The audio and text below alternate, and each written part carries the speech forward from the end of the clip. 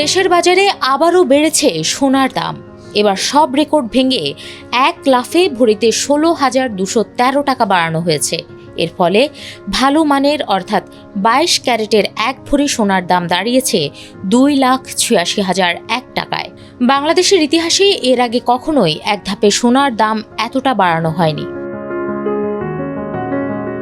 29 জানুয়ারি সকাল 10:15 থেকে নতুন এই দর কার্যকর হয়েছে বলে এক সংবাদ বিজ্ঞপ্তিতে জানিয়েছে বাংলাদেশ জুয়েলার্স সমিতি বাজুস।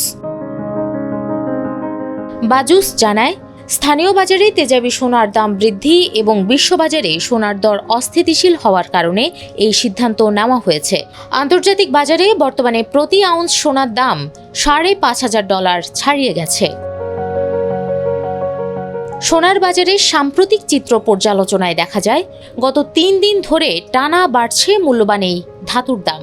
28 জানুয়ারি বেড়েছিল 7,348 টাকা এবং তার আগের দিন মঙ্গলবার বেড়েছিল 5,249 টাকা।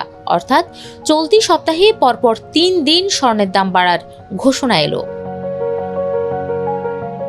গত কয়েক বছরে সোনার দাম বৃদ্ধির গতি ছিল লাগামহীন। 2023 সালের জুলাইয়ে এক ভরি সোনার দাম ছিল 1 লাখ টাকা। 2025 সালের ফেব্রুয়ারিতে তা 1.5 লাখ এবং অক্টোবরে 2 লাখ টাকার মাইলফলক স্পর্শ করে। মাত্র কয়েক সপ্তাহ আগে 22 জানুয়ারি সোনার দাম 2.5 লাখ টাকা ছাড়িয়েছিল।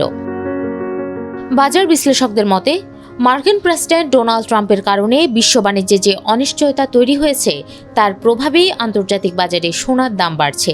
বিভিন্ন সংস্থার পূর্বাভাস অনুযায়ী বিশ্ববাজারে সোনার দাম শিগগিরই $7,000 পৌঁছাতে পারে।